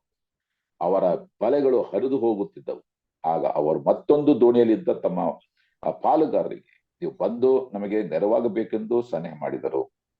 ಅವರು ಬಂದು ಆ 2 ದೋಣಿಗಳಲ್ಲಿ ಮೀನುಗಳನ್ನು ತುಂಬಿಸಲು ಅವು ಮುಳುಗುವ ಹಾಗಾದವು. ಸೀಮೋನ್ ಪೇತ್ರನು ಇದನ್ನು ಕಂಡು ಯೇಸುವಿನ ಮೊಣಕಾಲಿಗೆ ಬಿದ್ದು, ಸ್ವಾಮಿ, ನಾನು ಪಾಪಾತ್ಮನು, ನನ್ನನ್ನು ಬಿಟ್ಟು ಹೋಗಬೇಕು ಅಂತನು. ಯಾಕಂದರೆ ಅವನಿಗೂ ಅವನ ಸಂಗಡ ಇದ್ದವರೆಲ್ಲರಿಗೂ ತಾವು ಹಿಡಿದ ಮೀನುಗಳ ನಿಮಿತ್ತ ವಿಸ್ಮಯ ಹಿಡಿದಿತ್ತು. ಸೀಮೋನನ ಪಾಲುಗಾರರಾಗಿದ್ದಂಥ ಜೆಬೆದಾಯನ ಮಕ್ಕಳಾದ ಯಾಕೋಬ, ಯೋಹಾನರು ಹಾಗೆಯೇ ವಿಸ್ಮಯ ಪಟ್ಟರು. ಯೇಸು ಸೀಮೋನಿಗೆ, ಅಂಜಬೇಡ, ಇಂದಿನಿಂದ ನೀನು ಮನುಷ್ಯನು ಹಿಡಿಯುವನಾಗಿರುವೆ ಎಂದು ಹೇಳಿದನು. ಅವರು ತಮ್ಮ ದೋಣಿಗಳನ್ನ ಬಿಟ್ಟು ದಡಕ್ಕೆ ತಂದು ಎಲ್ಲವನ್ನೂ ಬಿಟ್ಟು ಆತನನ್ನು ಹಿಂಬಾಲಿಸಿದರು.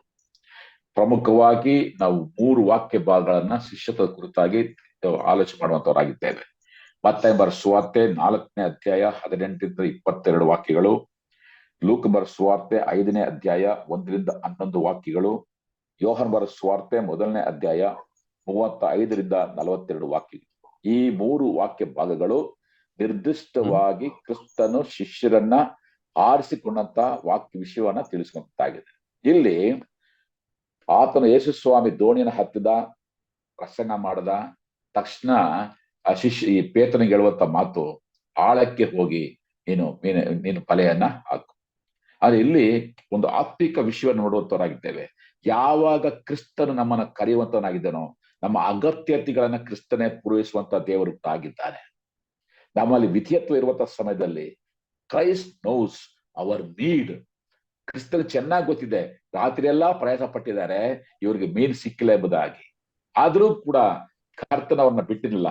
ಆ ಒಂದು ಸೇವೆ ಆದ ನಂತರ ಅವರ ಅಗತ್ಯತೆ ಎಲ್ಲ ಪೂರೈಸ್ತಾ ಮುಂದೆ ನಾವು ನೋಡ್ತೀವಿ, ನಿರ್ದಿಷ್ಟವಾಗಿ ಒಂದು ಮಾತನ್ನ ಹೇಳ್ತಾನೆ, ಬನ್ನಿರಿ ನಾನು ನಿಮ್ಮನ್ನು ಮನುಷ್ಯನ ಹಿಡಿಯುವಂತ ಬೆಸ್ತರನ್ನಾಗಿ ಮಾಡುತ್ತೇನೆ.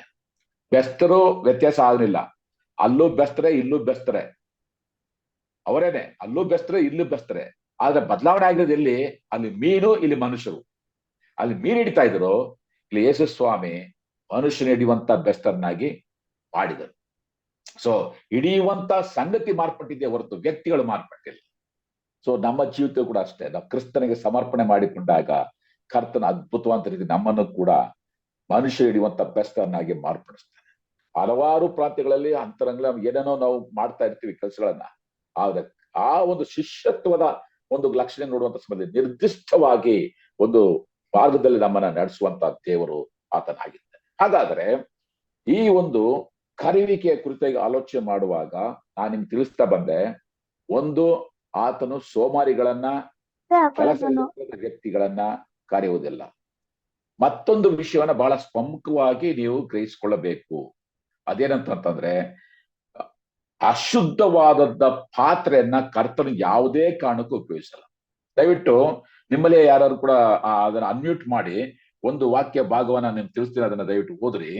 ಆ ಒಂದು ವಿಷಯ ಸ್ಪಷ್ಟವಾಗಿದೆ. 2 ತಿಮೋತಿ 2ನೇ ಅಧ್ಯಾಯ 20 ಮತ್ತು 21ನೇ ವಾಕ್ಯವನ್ನ ಯಾರು ಓದ್ರಿ. 2 ತಿಮೋತಿ ಚಾಪ್ಟರ್ 2 verse 20 and 21. ಯಾರು ಒಬ್ಬರು ಅನ್ಮ್ಯೂಟ್ ಮಾಡಿ ಓದಿ ಅದು.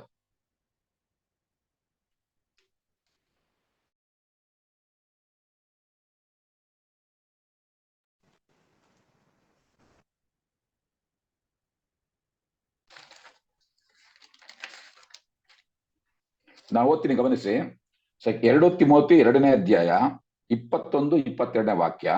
ಹೀಗಿರಲಾಗಿ ಒಬ್ಬನು ಹೀನ ನಡತೆಯುಳ್ಳ ಸಹವಾಸನ ಬಿಟ್ಟು ತನ್ನನ್ನು ಶುದ್ಧ ಮಾಡಿಕೊಂಡರೆ ಅವನು ಉತ್ತಮವಾದ ಬಳಕೆಗೆ ಯೋಗ್ಯನಾಗಿರುವನು.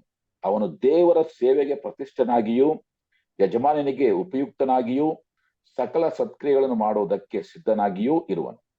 ನೀನು ಯೌವನದ ಇಚ್ಛೆಗಳಿಗೆ ದೂರವಾಗಿರು, ನೀತಿ, ವಿಶ್ವಾಸ, ಪ್ರೀತಿ ಮತ್ತು ಸಮಾಧಾನವನ್ನು ಸಂಪಾದಿಸುವುದಕ್ಕೆ ಶುದ್ಧ ಹೃದಯವುಳ್ಳವರಾಗಿ ಕರ್ತನನ್ನು ಬೇಡಿಕೊಳ್ಳುವವರ ಸಂಗಡ ಪ್ರಯಾಸ ಪಡು. ಸೊ ನಾನು ಹೇಳುವಂತ ಒಂದು ಶ್ರೇಷ್ಠತೆ ಏನಂತಂದ್ರೆ, ದಯವಿಟ್ಟು ಗಮನಿಸಿ. ಕರ್ತನು ಚಿನ್ನದ ಪಾತ್ರೆಯನ್ನು ಉಪಯೋಗಿಸ್ತಾನೆ, ಬೆಳ್ಳಿ ಪಾತ್ರೆಯನ್ನು ಉಪಯೋಗಿಸ್ತಾನೆ, ಅಲ್ಯೂಮಿನಿಯಂ ಪಾತ್ರೆಯನ್ನು ಉಪಯೋಗಿಸ್ತಾನೆ, ಮರದ ಪಾತ್ರೆಯನ್ನು ಉಪಯೋಗಿಸ್ತಾನೆ, ಮಣ್ಣಿನ ಪಾತ್ರೆಯನ್ನು ಕೂಡ ಉಪಯೋಗಿಸ್ತಾನೆ. ಆದರೆ ಕರ್ತನಾದ ಯೇಸು ಕ್ರಿಸ್ತನು ಯಾವುದೇ ಕಾರಣಕ್ಕೂ ಅಶುದ್ಧವಾದಂತ ಹೊಲಸು ಪಾತ್ರೆಯನ್ನ ಆತನು ಎಂದೂ ಕೂಡ ಉಪಯೋಗಿಸೋದಿಲ್ಲ. ಇದನ್ನ ಬಹಳ ಸ್ಪಷ್ಟವಾಗಿ ನಾವು ಅರ್ಥ ಮಾಡ್ಕೋಬೇಕು. ಕರ್ತನು ಬಯಸುವಂತದ್ದು ಶುದ್ಧವಾದ ಪಾತ್ರೆ. ನಾವು ಬೆಳ್ಳಿ ಪಾತ್ರೆನೋ, ಚಿನ್ನದ ಪಾತ್ರೆನೋ, ಅಲ್ಯೂಮಿನಿಯಂ ಪಾತ್ರೆ, ಅದು ಮುಖ್ಯ ಅಲ್ಲ ಆತನಿಗೆ. ನಾವು ಶುದ್ಧವಾಗಿದ್ದೇವಾ, ಶುದ್ಧೀಕರಿಸಲ್ಪಟ್ಟಿದ್ದೇವಾ? ಯೆಶಾಯನ ಪುಸ್ತಕ 1ನೇ ಅಧ್ಯಾಯದಲ್ಲಿ ಕೂಡ ನೋಡ್ತೀವಿ, 14ನೇ ವಾಕ್ಯದಲ್ಲಿ, ನೀವು ನನ್ನ ಆರಾಧನೆ ಮಾಡಕ್ ಹೋಗ್ಬೇಡ್ರಿ, ನನ್ನ ಪ್ರಾರ್ಥನೆ ಮಾಡ್ಬೇಡ್ರಿ, ಯಾಕಂದ್ರೆ ನೀವು ನನ್ನ ಕೈಗಳೆತ್ತುವಾಗ ನಾನು ಮುಚ್ಕೊಳ್ತೇನೆ ನನ್ನ ಕೈಗಳನ್ನ, ನನ್ನ ಕಣ್ಣು, ನೀವು ಪ್ರಾರ್ಥನೆಯನ್ನು ಕೇಳಲ್ಲ ನಾನು. ಯಾಕೆಂತಾರೆ ನಿಮ್ಮ ಕೈಗಳು ರಕ್ತದಿಂದ ತುಂಬಿದೆ, ಅಶುದ್ಧ, ಕ್ರಿಸ್ತನಿಗೆ ಅಸಹ್ಯ. ಆದ್ರಿಂದಲೇ ಇವತ್ತು ನಾವು ಶುದ್ಧವಾಗಿರುವಂತ ಪಾತ್ರೆ ಆಗಿರುವಾಗ ಕರ್ತನು ನಮ್ಮನ್ನ ಉಪಯೋಗಿಸುವಂತವನಾಗಿದ್ದಾನೆ. ಪ್ರೇರೆ, ಈ ಒಂದು ಶಿಷ್ಯತ್ವದ ಕರೆಯುವಿಕೆಯ 3 ಉದ್ದೇಶಗಳನ್ನ ನಾವು ಗ್ರಹಿಸಿಕೊಳ್ಳುವಂತರಾಗೋಣ. There are 3 purpose of God's call. ದೇವರು ಕರೆದನೋ ಎಂಬುದಾಗಿ ನೋಡ್ತೇವೆ.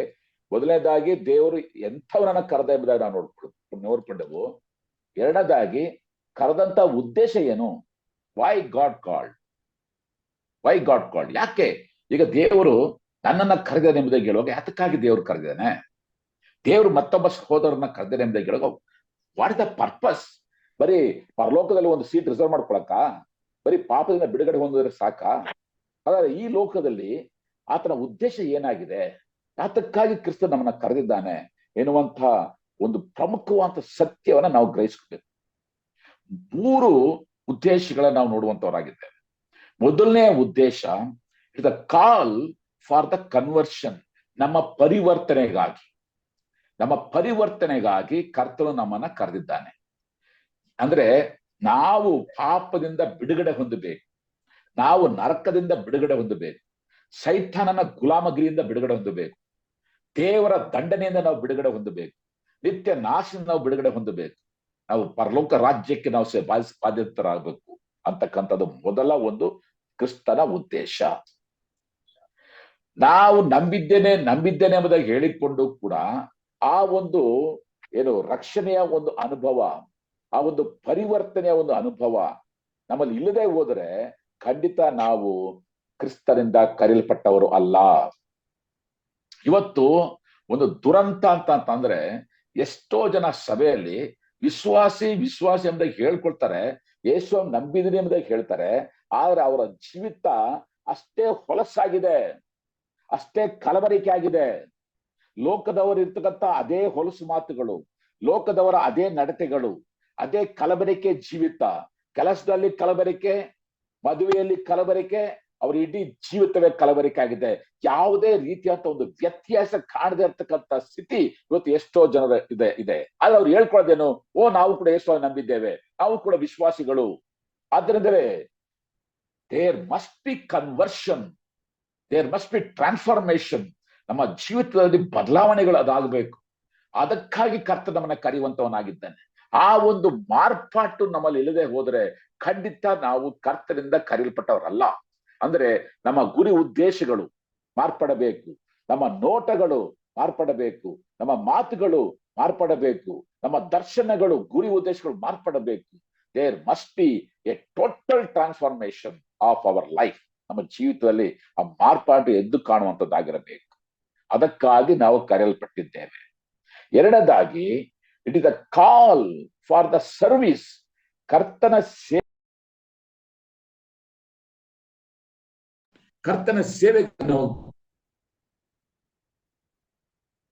ರೀತಿಯಲ್ಲಿ ಕರ್ತನ ನಮ್ಮನ್ನ ಕರೆದಾಗ ಆತನ ಸೇವೆಗಾಗಿಯೇ ನಮ್ಮನ್ನ ಕರೆಯುವಂತಹ ದೇವರಾಗಿದ್ದಾನೆ.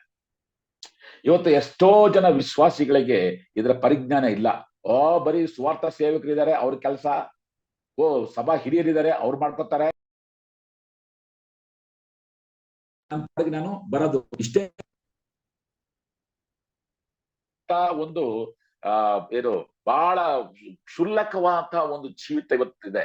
ಆದ್ರೆ ಪ್ರತಿ ಒಬ್ಬೊಬ್ಬರ ಸೇವೆಯ ಕರೆಯುವಿಕೆ, ಅದಕ್ಕಾಗಿ ಕರ್ತರು ಕರೆದಿರುವಂಥದ್ದು. ಒಂದು ವೇಳೆ ಒಬ್ಬ ವಿಶ್ವಾಸಿ ಎಂಬುದಾಗಿ ಹೇಳಿಕೊಂಡು ಅವನು ಸೇವೆ ಮಾಡದೆ ಹೋದ್ರೆ ಅವನು ವಿಶ್ವಾಸಿನೇ ಅಲ್ಲ.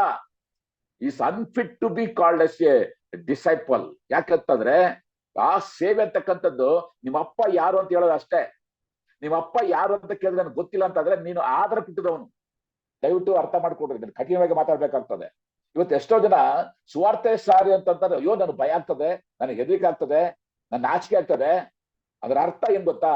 ನಿಮ್ಮ ಅಪ್ಪನ ಅಪ್ಪ ಅಂತ ಹೇಳ್ಕೊಳಕ್ ನಾಚಿಕೊಳ್ಳೋಣ, ನಿಜವಾಗ್ಲೂ ಅವ್ರ ಅಪ್ಪನ ಹುಟ್ಟಿದವನ?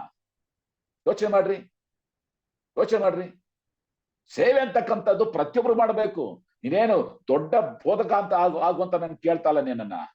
ಅಟ್ಲೀಸ್ಟ್ ಯೇಸು ಸ್ವಾಮಿ ನಿಜವಂತ ದೇವರು ಅಂತಕ್ಕಂಥ ಒಂದು ಪರಿಜ್ಞಾನದಲ್ಲಿ ನಿಮ್ಮ ಮತ್ತೊಬ್ಬರಿಗೆ ಹೇಳ್ಬೇಕಾಗಿದೆ ನಿನ್ ಕರ್ತವ್ಯ. ನನ್ನ ತಂದೆ ಯಾರು, ಯೇಸು ಸ್ವಾಮಿ ಯಾರು, ನಿನಗೆ ಆತನಿಗೆ ನಿನಗೆ ಇರ್ತಕ್ಕಂಥ ಸಂಬಂಧ ಏನು, ಆತನ ನಂಬುವಾಗ ನಿನಗೆ ದೊರಕುವಂತ ಲಾಭಗಳೇನು, ಅಷ್ಟೇ ಹೇಳಕ್ ಸಾಧ್ಯತೆ ಇಲ್ವಾ? ಆತನೊಬ್ಬನೇ ದೇವರು, ಆತನೊಬ್ಬನೇ ರಕ್ಷಕ, ಆತನದೇ ಪಾಪದ ಪರಿಹಾರ, ಪಾಪದ ಬಿಡುಗಡೆ, ಆತನೊಬ್ಬನೇ ನಮಗೋಸ್ಕರ ಬಂದಂತವನು, ಆತನೇ ನಮ್ಮ ರಕ್ತವನ್ನ ಚೆಲ್ಲುವಂತ ದೇವರು, ಆತನೇ ಮರಣವನ್ನ ಜಯಿಸಿ ಎದ್ದು ಜೀವಿಸುವಂತ ದೇವರು, ಆತನ ತಿರುಗಿ ಬರುವಂತಕ್ಕಂಥ ಸತ್ಯ ಬೋಧನೆ ನಮ್ಗೆ ಗೊತ್ತಿಲ್ಲ. ಆದ್ರದಲ್ಲೇ ಪ್ರಿಯರೇ, V have been called for the service. ಕರ್ತನ ಸೇವೆಗಾಗಿ ನಾವು ಕರೆಯಲ್ಪಟ್ಟಂತ ವ್ಯಕ್ತಿಗಳಾಗಿದ್ದೇವೆ. ಈ ಒಂದು ಪ್ರೇರೇಪಣೆಯನ್ನ ಪ್ರತಿಯೊಬ್ಬರಲ್ಲಿ ಉಂಟು ಮಾಡಬೇಕು. ಯಾರು ಕೂಡ ತಟಸ್ಥರಾಗಿರಬಾರ್ದು ಸಭೆಯಲ್ಲಿ. ಒಂದು ವೇಳೆ ತಟಸ್ಥರಾಗಿದ್ರೆ ಆ ಸಭೆಗೆ ನಾಶನ ಬರ್ತಾ ಇದೆ, ಎಚ್ಚರಿಕೆ. ಅಂತವ್ರು ಸಭೆಗೆ ಬರಕ್ಕಿಂತ ಸಭೆ ಬರ್ದೇ ಇರೋದೇ ಲೇಸು. ಅಂತವ್ರು ಯಾರು ಇದ್ರೆ ದಯವಿಟ್ಟು ಬೇರೆ ಕಡೆ ಕಳಿಸ್ಬಿಡಿ, ಅವ್ರನ್ನ ಬೇಡ, ಇರೋದ್ರೆ ದಯವಿಟ್ಟು ನಮ್ಮ ಸಭೆಗೆ ಇರಬೇಡಿ ನೀವಂತ ಹೇಳಿ. ನಾನು ನೇರವಾಗಿ ಹೇಳಿದ್ದೀನಿ ನಮ್ಮ ಸಭೆಯಲ್ಲಿ, ಒಂದ್ ವೇಳೆ ನಾನು ಸಭೆಗೆ ಬರ್ತೀನಿ, ನಾನು ಸೇವೆ ಮಾಡಕ್ಕೆ ನನ್ನ ಕೈಲಿ ಗೊತ್ತಿಲ್ಲ, ನಾನು ಆರಾಧನೆ ಮಾಡಲ್ಲ, ನಾನು ಸ್ತೋತ್ರ ಕೊಡಕ್ಕಾಗಲ್ಲ, ನಾನು ಪ್ರಾರ್ಥನೆ ಮಾಡಲ್ಲ ಅಂತಾರೆ, ದಯವಿಟ್ಟು ನಿಮ್ಮಂತವ್ರಿಗೋಸ್ಕರವೇ ಎಷ್ಟೋ ದೊಡ್ಡ ದೊಡ್ಡ ಸಭೆಗಳಿದೆ. ಅಲ್ಲಿ ಸಭೆಗಳಿಗೆ ನೀನು ಬಂದ್ರು ಕೂಡ ನೀನ್ ಯಾವನಂತ ಕೇಳಲ್ಲ, ಹೋದ್ರು ಕೂಡ ನೀನ್ ಯಾಕೆ ಹೋದಂತ ಕೇಳಲ್ಲ. ಅಂತ ಸಭೆಗಳು ಬೆಂಗಳೂರಲ್ಲಿ ಎಷ್ಟೋ ಇದೆ. ಅಂತ ಕಡೆ ಹೋಗ್ರಿ, ತೊಲಗೋಗ್ರಿ ಅವರು. ನಮ್ಮ ಸಹೋದರ ಸಭೆಗಳು ಬೇಡ, ಅವರು ಸಭೆಗಳು ಹಾಳಾಗ್ತವೆ. ಸಭೆಯಲ್ಲಿ ಸಭೆ ಅಂತಕ್ಕಂಥ ದೇಹ, ಸಭೆಯ ದೇಹದಲ್ಲಿ ಪ್ರತಿಯೊಬ್ರು ಕೂಡ ಒಂದೊಂದು ಅಂಗ, ಪ್ರತಿಯೊಂದು ಅಂಗ ಕೂಡ ಕೆಲಸ ಇದೆ. ಕೆಲಸ ಇರ್ತಕ್ಕಂಥ ಯಾವ ಅಂಗನೂ ಕೂಡ ಇಲ್ಲ ದೇಹದಲ್ಲಿ. ಒಂದ್ ವೇಳೆ ಕೆಲಸ ಇಲ್ಲದಿರ್ತಕ್ಕಂಥ ಅಂಗ ಇದೆ ಅಂತಂದ್ರೆ ಅದು ಸತ್ತು ಹೋಗಿರುವಂತಹ ಅಂಗ ಅಷ್ಟೇ. It's a dead organ. Dead organ, ಸತ್ತ ಒಂದು ಹೆಣ ಅಲ್ಲಿ ಇದ್ದ ಹಾಗೆ. ನಮ್ಮ ಸಭೆಯಲ್ಲಿ ಯಾರ್ಯಾರು ಸಕ್ರಿಯವಾಗಿ ಸೇವೆಯಲ್ಲಿ ಪಾಲಕರಿದ್ದಾರೋ ಅವರೆಲ್ಲರೂ ಸತ್ತ ಹೆಣಗಳನ್ನ ನಾವು ಇಟ್ಕೊಂಡಿದ್ದೀವಿ. ಅದ್ರ ದುರ್ವಾಸನೆ ಬರ್ತವೆ, ಎಚ್ಚರಿಕೆ. So we been called for the conversion and we have been called for the service. ಸೇವೆಗಾಗಿ ನಾವು ಕರೆಯಲ್ಪಟ್ಟಂತಹ ವ್ಯಕ್ತಿಗಳು ನಾವು ಆಗಿದ್ದೇವೆ. ಮತ್ತು ಮೂರನೇದಾಗಿ we have been called for the absolute ಏನು ಸರೆಂಡರ್. ನಾವು ಸಂಪೂರ್ಣವಾದ ಸಮರ್ಪಣೆಯ ಜೀವಿತಕ್ಕಾಗಿ ಕರೆಯಲ್ಪಟ್ಟವರು. ಅಬ್ಸಲ್ಯೂಟ್ ಸರೆಂಡರ್ ಅಂದ್ರೆ ಏನರ್ಥ? ದೇವರೇ, ಇನ್ನು ಯಾವುದು ಕೂಡ ನನ್ನ ಚಿತ್ತ ಅಲ್ಲ. ಯೇಸುವೆ, ನನ್ನ ಜೀವಿತದಲ್ಲಿ ನಿನ್ನ ಚಿತ್ತ ನೆರವೇರಲಿ. ನನ್ನ ಕುಟುಂಬ ಜೀವಿತದಲ್ಲಿ ನಿನ್ನ ಚಿತ್ತ ನೆರವೇರಲಿ. ನನ್ನ ದಾಂಪತ್ಯ ಜೀವಿತದಲ್ಲಿ ನಿನ್ನ ಚಿತ್ತ ನೆರವೇರಲಿ. ಸ್ವಾಮಿ, ನಾನು ಬದುಕಿರುವಂತ ಒಂದೊಂದು ದಿನವೂ ಕೂಡ ಸ್ವಾಮಿ ನನ್ನ ಮುಖಾಂತರ ನಿನ್ನ ಚಿತ್ತ ನೆರವೇರ್ಬೇಕೆ ಹೊರತು ನನ್ನದು ಅಂತಕ್ಕಂಥದ್ದು ಇನ್ನು ಯಾವುದು ಕೂಡ ಇಲ್ಲ. That is the absolute surrender. That is the absolute surrender. ಯಾತಕ್ಕಾಗಿ ನನ್ನನ್ನು ಉಳಿಸಿದ್ಯೆ? ಯಾತಕ್ಕಾಗಿ ನನ್ನನ್ನು ಕರೆದಿದ್ಯೆ ಸ್ವಾಮಿ? ನಾನು ಏನ್ ಮಾಡ್ಬೇಕಾಗಿದೆ? ನೋಡ್ರಿ, ಪೌಲನು ಕ್ರಿಸ್ತನನ್ನ ಕಂಡುಕೊಂಡಾಗ ಎರಡೇ ಪ್ರಶ್ನೆ ಕೇಳ್ತಾನೆ. ಕರ್ತನೇ, ನೀನ್ ಯಾರು? ಎರಡನೇ ಪ್ರಶ್ನೆ ಅಪೊಸ್ತಲರ ಕೃತ್ಯ 22ನೇ ಅಧ್ಯಾಯದಲ್ಲಿ, ಕರ್ತನೇ, ನಾನು ಏನ್ ಮಾಡ್ಬೇಕು? ಯೇಸುವೆ, ಇಲ್ಲಿ ತನಕ ನಾನು ಅದಿದು ಮಾಡ್ತದೆ, ಇಲ್ಲಿ ತನಕ ನಾನು ನಾ ಪರಿಚಯನು, ನಾನು ಅಂತವನು ಇಂಥವನು ಪಂಡಿತ, ನಾನು ಎಲ್ಲ ಕ್ರೈಸ್ತರನ್ನ ನಂಬಿದವ್ರನ್ನ ಹಿಂಸೆ ಮಾಡ್ತಿದ್ದಾಗಿ ತಿಳ್ಕೊಂಡಿದ್ದೆ. ಆದ್ರೆ ಇವತ್ತಿಗೆ ಪೌಲ ಸತ್ತೋಗಿದ್ದಾನೆ. ಇನ್ನು ಬದುಕುವುದಂದ್ರೆ ಕ್ರಿಸ್ತನೆಂದ್ರೆ ಶಿಲುಬೆಗೆ ಹಾಯಿಸ್ಕೊಂಡವನಾಗಿದ್ದಾನೆ. ಜೀವಿಸುವವನು ನಾನಲ್ಲ, ಕ್ರಿಸ್ತನೇ ನಾನು ಜೀವಿಸ್ತಾ ಇದ್ದಾನೆ. ಆದ್ರಿಂದ ನಾನು ಜೀವಿಸುವಂತ ಒಂದೊಂದು ದಿನವೂ ಕೂಡ ಯೇಸು ನಿನಗಾಗಿಯೇ surrender. It is absolute surrender. ನನಗೆ ಲಾಭ ಆಗ್ತದೋ ನಷ್ಟ ಆಗ್ತದೋ ಅದು ಬೇಕಾಗಿಲ್ಲ. ನನಗೆ ಸುಖನೋ ಕಷ್ಟನೋ ನಾನು ಬೇಕಾಗಿಲ್ಲ. ನನಗೆ ಸಂತೋಷನೋ ಅವಮಾನನೋ ನಿಂದೆ ಕೇಳಿ ತಿರಸ್ಕಾರನೋ ಅದು ನನಗೆ ಬೇಕಾಗಿಲ್ಲ. ಕ್ರಿಸ್ತನಿಗೆ ಮಹಿಮೆ ಉಂಟಾಗಬೇಕು. ನಾನು ಉಂಡರು ಕುಡಿದರು ಏನು ಮಾಡಿದ್ರು ಕೂಡ ಎಲ್ಲವನ್ನು ಕೂಡ ಕ್ರಿಸ್ತನ ಮಹಿಮೆಗಾಗಿ ಮಾಡ್ರಿ. ಆದ್ರಿಂದ ನಾವು ಜೀವಿಸುವಂಥದ್ದು ಕ್ರಿಸ್ತನ ಮಹಿಮೆಗಾಗಿ, ನಾವು ಜೀವಿಸುವಂಥದ್ದು ಕ್ರಿಸ್ತನ ಘನತೆಗಾಗಿ ಎಂತಕ್ಕಂಥ ಪರಿಜ್ಞಾನ ನಮ್ಮಲ್ಲಿ ಇರಬೇಕಾಗಿದೆ ಪ್ರಿಯರೇ. ಆದ್ದರಿಂದಲೇ ಈ ಮೂರು ಸಂಗತಿಗಳು ಬಹಳ ಮುಖ್ಯ. ಮೊದಲನೇದಾಗಿ we have been called for the conversion, ಪರಿವರ್ತನೆಗಾಗಿ ಕರೆಯುವಿಕೆ. ಎರಡನೇದಾಗಿ we have been called for the service, ಕರ್ತನ ಸೇವೆಗಾಗಿ ಕರೆಯುವಿಕೆ. ಮೂರನೇದಾಗಿ we have been called for the absolute surrender, ಸಂಪೂರ್ಣವಾದಂತ ಒಂದು ಸಮರ್ಪಣೆಗಾಗಿ ನಮ್ಮನ್ನ ಕರೆಯುವಿಕೆ. ಈಗ ಕರೆಯುವಿಕೆ ಯಾತಕ್ಕಾಗಿ ಅಂತ ತಿಳ್ಕೊಂಡ ಮೇಲೆ ಈಗ ನಾವು ಬಹಳ ಸೀರಿಯಸ್ ಆಗಿ ಗಮನಿಸಬೇಕಾದ್ದು, there must be progress in our life. ಆತ್ಮಿಕವಾದಂತ ಬೆಳವಣಿಗೆ ಇರಲೇಬೇಕು. ಅದನ್ನೇ ನಾನು ಪ್ರಾರಂಭದಲ್ಲಿ ನಿಮ್ಗೆ ಹೇಳಿದೆ. ಬೆಳವಣಿಗೆ ಇಲ್ಲ ಅಂತಂದ್ರೆ ಅವನು ಗೊಡ್ಡು ಬರ. ಬೆಳವಣಿಗೆ ಇಲ್ಲ ಅಂತಂದ್ರೆ ಅವನು ಬೆಳವಣಿಗೆ ಇಲ್ಲ, ಇಮ್ಮೆಚ್ಯೂರ್. ಅವನು ಬ್ರೈನು ಬೆಳೆದಿಲ್ಲ, ದೇಹನೂ ಬೆಳೆದಿಲ್ಲ. ಅದು ಸಭೆಗೆ ಭಾರ ಅಂತವ್ರು. ಸಭೆಗೆ ನಿರಂತರವಾಗಿ ಒಂದು ಮುಳ್ಳು, ಸಭೆಗೆ ನಿರಂತರವಾಗಿರ್ತಕ್ಕಂಥ ಭಾರ ಇವರಾಗಿರ್ತಾರೆ. There must be progression. ನಮ್ಮ ಆತ್ಮಿಕ ಜೀವನದಲ್ಲಿ ಬೆಳವಣಿಗೆ ಇರಬೇಕು. ಜೀವನದಲ್ಲಿ ಏರುಪೇರುಗಳಿದ್ದಾವೆ, ಹೋರಾಟಗಳಿದೆ. ಅವುಗಳ ಮಧ್ಯದಲ್ಲಿ ನಾವು ಬೆಳೆಯುವಂತವರು ಆಗಿರ್ಬೇಕು. ಹಾಗಾದ್ರೆ ಯಾಕೆ ಬೆಳಿಬೇಕು? ಯಾಕೆ ಈ ಬೆಳವಣಿಗೆ ಬೇಕು ನಮಗೆ? ಅದಕ್ಕೂ ಕೂಡ ಮೂರು ಕಾರಣ ಇದೆ. ಮೊದಲನೇದಾಗಿ, ನಾವು ಬೆಳೆದಾಗಲೇ ನಾವು ಪರಿಪಕ್ವಕ್ಕೆ ಬರೋದು. ಮೆಚ್ಯೂರಿಟಿ ಬರ್ಬೇಕಾದ್ರೆ there must be spiritual growth. ಈಗ ಮಕ್ಕಳಾಗಿಯೇ ಇದ್ರೆ ಅವ್ರೆಲ್ಲಿ ಬೆಳೀತಾರೆ? ಅವ್ರು ಬೆಳೆದಾಗಲೇ ಆ ಪರಿಪಕ್ವ ಅಂತಕ್ಕಂಥದ್ದು ಬರುವಂತದ್ದು. ಆದ್ರಿಂದ ಆ ಬೆಳೆದಾಗಲೇ ಅವ್ರ ನಂಬಿಕೆಯಲ್ಲಿ ದೃಢವಾಗಿರುವಂತದ್ದು, ಅವ್ರು ಬೆಳೆದಾಗಲೇ ಪ್ರಯೋಜನಕ್ಕೆ ಬರುವಂತದ್ದು. ನಮಗೆ ಪ್ರಯೋಜನಕ್ಕೆ ಬರ್ಬೇಕಾದ್ರೆ ಯಾವಾಗ? ಮಕ್ಕಳು ಬೆಳೆದಾಗಲೇ. ಮಕ್ಕಳು ಬೆಳೆದೇ ಹೋದ್ರೆ ಖಂಡಿತವಾಗಿ ಕೂಡ ಅವರು ನಂಬಿಕೆಯಲ್ಲಿ ದೃಢವಾಗಿ ನಿಲ್ಲೋದಿಲ್ಲ. ಅದಕ್ಕೆ ಪೌಲ ಹೇಳ್ತಾನೆ, ಕಾಲವನ್ನು ನೋಡಿದ್ರೆ ನೀವು ಇಷ್ಟರಲ್ಲಿ ನೀವು ಬೋಧಕರಾಗಿರ್ಬೇಕು, ಆದ್ರೆ ಇನ್ನೂ ಕೂಡ ನೀವು ಹಾಲು ಕುಡಿಯುವಂತವರಾಗಿದ್ದೀರಿ ಎಂಬುದಾಗಿ 1 ಕೊರಿಂಥ 3ನೇ ಅಧ್ಯಾಯದಲ್ಲಿ ಹೇಳ್ತಾನೆ. ಯಾಕಂತಂದ್ರೆ ಇಮ್ಮೆಚುರಿಟಿ ಇನ್ನೂ ಕೂಡ ಬೆಳವಣಿಗೆ ಇಲ್ಲ, ಆತ್ಮಿಕವಾದ ಬೆಳವಣಿಗೆ ಇಲ್ಲ. ನಿಜವಾಗಿ ಕೂಡ ಆತ್ಮಿಕವಾಗಿ ಬೆಳವಣಿಗೆ ಇರ್ತಕ್ಕಂಥ ವ್ಯಕ್ತಿಗಳು ನಮ್ಮ ಸಭೆಯಲ್ಲಿ ಇರುವುದಾದ್ರೆ ಅದು ನಿಜವಾಗಿ ಕೂಡ ಅದು ಒಂದು ದುರಂತ. ಈಗ ತಾನೇ ನೆನ್ನೆ ಮೊನ್ನೆ ನಂಬಿದಾನೆ ಇದಾನೆ ಅನ್ನೋದ್ರೆ ಪರವಾಗಿಲ್ಲ, ಒಪ್ಕೊಳ್ಳೋಣ. ಆದ್ರೆ ಯೇಸು ನಂಬಿ 5 ವರ್ಷ ಆದ್ರು 10 ವರ್ಷ ಆದ್ರು ಇನ್ನೂ ಯಾವುದೇ ರೀತಿಯಂತ ಒಂದು ಬೆಳವಣಿಗೆ ಕಾಣ್ತಲ್ಲ ಅಂತಂದ್ರೆ ಏನು ಪ್ರಯೋಜನ? ಇವತ್ತು ಕೂಡ ಇದ್ದಾರೆ ಎಷ್ಟು ಜನ 10 ವರ್ಷ ಆದ್ರೂ ಕೂಡ ಇನ್ನು ಒಂದ್ಸಲ ಕೂಡ ಬೈಬಲ್ನ ಪೂರ್ತಿಯಾಗಿ ಓದಿಲ್ಲ ಅಂತ ವ್ಯಕ್ತಿಗಳು ನಮ್ಮ ಸಹೋದರ ಸಭೆಗಳಲ್ಲೇ ಇದ್ದಾರೆ. ದೇರ್ ಮಸ್ಟ್ ಬಿ ಮೆಚುರಿಟಿ, ಪರಿಪಕ್ವತೆ ಬರಬೇಕು. ಯಾವುದು ಸರಿ, ಯಾವುದು ತಪ್ಪು, ಯಾವುದು ಒಳ್ಳೇದು, ಯಾವುದು ಕೆಟ್ಟದ್ದು ಎನ್ನುವಂತ ಪರಿಜ್ಞಾನ ಇವತ್ತು ನಮಗೆ ಬರಬೇಕು. ಇನ್ನೂ ಕೂಡ ಅವ್ರು ಹೇಳ್ದಾಗೆ ಕೇಳೋದು, ಇವ್ರು ಹೇಳ್ದಾಗೆ ಕೇಳೋದು, ದುರ್ಬೋಧನೆಗೆ ಒಳಗಾಗೋದು. ಯಾರೊಬ್ಬ ಬದುಕು ಬರ್ತಾರೆ, ಏನೋ ಒಂದು ಹೇಳ್ತಾರೆ, ಅದನ್ನ ಮಾಡ್ಕೊಂಡು ಹೋಗು. ಅದೇ ಬೆರೋಯದ ಸಭೆಯವ್ರು ನೋಡ್ರಿ, ಅವ್ರು ಪರೀಕ್ಷೆ ಮಾಡ್ತಾ ಇದ್ರು ವಾಕ್ಯಗಳನ್ನ. ಅದೇ ರೀತಿಯಾಗಿ ನಾವು ಕೂಡ ಪರೀಕ್ಷೆ ಮಾಡಿಕೊಂಡು ವಾಕ್ಯದಲ್ಲಿ ಯಾವುದು ಉತ್ತಮವೋ, ಯಾವುದು ಶ್ರೇಷ್ಠವಾದ, ಯಾವುದು ನಂಬಿಕೆಗೆ ಅರ್ಹವಾಗಿದೆಯೋ ಅಂತ ಸಂಗತಿಗಳನ್ನ ಗ್ರಹಿಸಿ ನಾವು ಆತ್ಮಿಕವಾಗಿ ಬೆಳೆದಾಗ ನಂಬಿಕೆಯಲ್ಲಿ ದೃಢವಾಗಿ ನಿಲ್ತೀವಿ. ವಾಕ್ಯದ ಹೇಳ್ತದೆ, ನಂಬಿಕೆಯಲ್ಲಿ ದೃಢವಾಗಿ ನಿಲ್ಲು. ಇಕ್ಕಟ್ಟಿನ ದಿನದಲ್ಲಿ ನೀನು ಬಳಲಿ ಹೋದರೆ ನಿನ್ನ ಬಲವು ಕೂಡ ಇಕ್ಕಟ್ಟೆ. ನಿನ್ನ ನಂಬಿಕೆಯಲ್ಲಿ ಸ್ಥಿರತೆ ಇಲ್ಲದೆ ಹೋದ್ರೆ ನಿನಗೆ ಸ್ಥಿರತೆಯೇ ಇಲ್ಲ. Maturity is very important. Mature ಆಗಿ ನಾವು ಬೆಳೆಯುವಂತರಾಗಿರ್ಬೇಕು. ಎರಡನೇದಾಗಿ ಯಾತಕ್ಕಾಗಿ ನಾವು ಬೆಳವಣಿಗೆ ಬೇಕು? ನಾವು ಬೆಳೆದಾಗಲೇ ನಾವು ಫಲ ಕೊಡ್ಬೇಕಾದ್ರೆ. ಯೋಹಾನ ಬರೆದ ಸುವಾರ್ತೆ 15ನೇ ಅಧ್ಯಾಯ 1-8 ನೋಡ್ತೀವಿ. ನೀವು ಫಲ ಕೊಡುವಂತವರಾಗಿರ್ಬೇಕು. ಆ ಫಲ ಕೊಡುವಂಥದ್ದು ನಿಲ್ಲುವಂಥದ್ದಾಗಿರ್ಬೇಕು. ಆವಾಗಲೇ ನೀವು ನನ್ನ ಶಿಷ್ಯರಾಗಿವರೇ. ಯೋಹಾನ ಬರೆದ ಸುವಾರ್ತೆ 15ನೇ ಅಧ್ಯಾಯ 8ನೇ ವಾಕ್ಯದಲ್ಲಿ, ನೀವು ಫಲ ಕೊಡೋದ್ರಲ್ಲೇ ನೀವು ನನ್ನ ಶಿಷ್ಯರು ಆಗುವರೇ. ಆಗ ಕರ್ತರ ತಂದೆ ದೇವರಿಗೆ ಮಹಿಮೆ ಉಂಟಾಗುವುದು. We have to bear fruit. ಕ್ರಿಸ್ತನಿಗಾಗಿ ನಾವು ಫಲ ಕೊಡುವಂತ ವ್ಯಕ್ತಿಗಳಾಗಿರ್ಬೇಕು. ಆ ಗಲಾತ್ಯ 5:22 ಪವಿತ್ರಾತ್ಮ ಫಲ ನಮ್ಮಲ್ಲಿ ತುಂಬಿರಬೇಕು. ಸ್ವಾರ್ಥ ಸೇವೆಯ ಫಲ ನಮ್ಮಲ್ಲಿ ಕಾಣುವಂತದ್ದಾಗಿರ್ಬೇಕು. ನಾವು ಕೇವಲ ಗೊಡ್ಡು ಮರವಾಗಿ ನಿಲ್ಲೋದಕ್ಕೋಸ್ಕರವಾಗಿ ಕರ್ತನು ನಮ್ಮನ್ನ ಸಭೆಯಲ್ಲಿ ಇಟ್ಟಿಲ್ಲ. ನಾವು ಫಲ ಕೊಡುವಂತ ವ್ಯಕ್ತಿಗಳಾಗಿ ನಮ್ಮನ್ನು ಇಟ್ಟಿದ್ದಾನೆ. ಅದನ್ನೇ ನಾವು ನೋಡುವಂಥದ್ದು. ಕೀರ್ತನೆಯ ಪುಸ್ತಕ 1ನೇ ಕೀರ್ತನೆಯಲ್ಲಿ ಕೂಡ ಅದನ್ನ ನೋಡ್ತೀವಿ, ಫಲ ಕೊಡುವಂತ ಮರ ಏನೆಂಬುದಾಗಿ. ಇವತ್ತು ಸಭೆಗಳಲ್ಲಿ ಅನೇಕ ಗೊಡ್ಡು ಮರಗಳು ನಿಂತಿವೆ. ಇವತ್ತು ಸಭೆಯಲ್ಲಿ ಬರೀ ಎಲೆಗಳನ್ನು ತುಂಬಿದಂತ ಅಂಜೂರದ ಮರಗಳು ಹೆಚ್ಚಾಗಿವೆ. ಫಲ ಕೊಡುವಂತ ಮರ ಕಾಣ್ತಾ ಇಲ್ಲ, ಆದ್ರೆ ಎಲೆಗಳನ್ನು ತುಂಬಿದಂತ ಮರಗಳು ಕಾಣ್ತವೆ. ಬರೀ ಶೋ ಕೊಡುವಂತ ಮರಗಳು. ಎಲ್ಲಿದೆ ಫಲ? ಹುಡುಕಾಡೋದು ಕೂಡ ಸಿಗಲ್ಲ. We have to bear fruit. ನಾವು ಗೊಡ್ಡು ಮರವಾಗಿ, ಬಂಜೆಗಳಾಗಿ, ಎಷ್ಟು ಶಾರೀರಿಕವಾಗಿ ನಾವು ಬಂಜೆಗಳಿರ್ಬೋದು, ಆದ್ರೆ ಆತ್ಮಿಕವಾಗಿ ಯಾರು ಕೂಡ ಬಂಜೆತನ ಇಲ್ಲ. Let it very clear. We may be physically barren, ನಮಗೆ ಮಕ್ಕಳಾಗದೆ ಇರ್ಬೋದು, ನಾವು ಬಂಜೆಯರಾಗಿರ್ಬೋದು, ಆದ್ರೆ ಆತ್ಮಿಕವಾದಂತ ಬಂಜೆತನ ಇಲ್ಲವೇ ಇಲ್ಲ. ಮೂರನೇದಾಗಿ ನಾವು ಬೆಳೆಯಬೇಕು. ಯಾತಕ್ಕಂತಂದ್ರೆ ಬೆಳೆದಾಗಲೇ ನಾವು ಪರಲೋಕದ ಸಕಲ ಆಶೀರ್ವಾದಗಳನ್ನ ಅನುಭವಿಸುವಂಥದ್ದು. ಇಲ್ಲದೆ ಹೋದ್ರೆ ನಾವು ಆಶೀರ್ವಾದ ಕೊಟ್ಟರು ಕೂಡ ಅನುಭವಿಸಕ್ಕಾಗಲ್ಲ. ಹೆಂಗೆ ಅಂತಂದ್ರೆ ಚಿಕ್ಕ ಮಕ್ಕಳು ಅವರು ಅದನ್ನ ದೇ ಕ್ಯಾನ್ ನಾಟ್ ಎಂಜಾಯ್.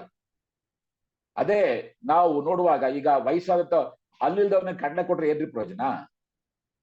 ಕಡಲೆ ತಂದು ಇಟ್ಬಿಟ್ಟು ತಿನ್ನೋತ ಮೊದ್ಲೇ ಹಲ್ಲೇ ಇಲ್ಲ. ಹಾಗೆ ನಮ್ಮ ಜೀವಿತದಲ್ಲಿ ನಿಜವಾಗಿ ಕೂಡ ಕರ್ತನ ಆಶೀರ್ವಾದಗಳನ್ನ, ಯೇಸು ಕ್ರಿಸ್ತ ಕೊಡುವ ಸಕಲ ಆಶೀರ್ವಾದ ಅನುಭವಿಸ್ಬೇಕಾದ್ರೆ ನಾವು ಬೆಳಿಬೇಕು. ಇಲ್ಲದೆ ಹೋದ್ರೆ ಹೆಂಗ್ ಗೊತ್ತಾ? ಹೈ ಬ್ಲಡ್ ಶುಗರ್ ಇರ್ತದೆ. ನಾನು ಮೆಡಿಕಲ್ ಆಗಿ ಮಾತಾಡ್ತೀನಿ. ಹೈ ಬ್ಲಡ್ ಶುಗರ್ ಇರ್ತದೆ. ಅವ್ನು ಮುಂದೆ ತಂದ ಎಲ್ಲ ಸ್ವೀಟ್ ಇಟ್ಟರೆ ಅವನೇನ್ ಮಾಡ್ತಾನೆ? ಬರೀ ಎಲ್ಲ ನೋಡ್ಕೊಂಡು ಬಿಕ್ಕಿ ಅಂತ ನೋಡ್ತಾ ಇರ್ತಾನೆ. ತಿನ್ನಲ್ಲ. ಅದಕ್ಕಿದ್ರೆ ಕಿಡ್ನಿ ಫೇಲ್ಯೂರ್ ಆಗ್ಬಿಡ್ತದೆ. ಇಂಥ ಸ್ಥಿತಿ ನಮ್ದು. ಕರ್ತನು ವಿಶೇಷವಾದ ಆಶೀರ್ವಾದವನ್ನು ಕೊಟ್ಟಿದ್ದಾನೆ ನಮಗೆ. ಆದ್ರೆ ಅದನ್ನ ಅನುಭವಿಸುವುದಕ್ಕೆ ನಾವು ಆತ್ಮಿಕವಾಗಿ ಬೆಳೆದಿಲ್ಲ. ಪ್ರಿಯರೇ, ಕರ್ತನು ನಮಗೆ ಟ್ರೈನಿಂಗ್ ಕೊಡುವಂತವನಾಗಿದ್ದಾನೆ. ಟ್ರೈನಿಂಗ್ ಕೊಡ್ತಾನೆ. ಇದೇ ಮೋಶೆಗೆ ನೋಡುವಾಗ ಮೋಶನ ಉತ್ತಮ ಅಂತ ಟ್ರೈನಿಂಗ್ ಕೊಟ್ಟ. ಮೊದಲನೇದಾಗಿ ತನ್ನ ತಾಯಿ ಮನೆ ನಡೆಸ್ತಾ, ಅನಂತರ ಅರಮನೆ ನಡೆಸ್ತಾ, ಅಲ್ಲಿಂದ ಆತನು ಕಾಡಿಗೆ ನಡೆಸ್ತಾ, ಅನಂತರ ಆತನು ಎಲ್ಲರನ್ನು ಕೂಡ ಬಿಡುಗಡೆ ಮಾಡುವಂತ ನಾಯಕನಾಗಿ ಬೆಳೆದ.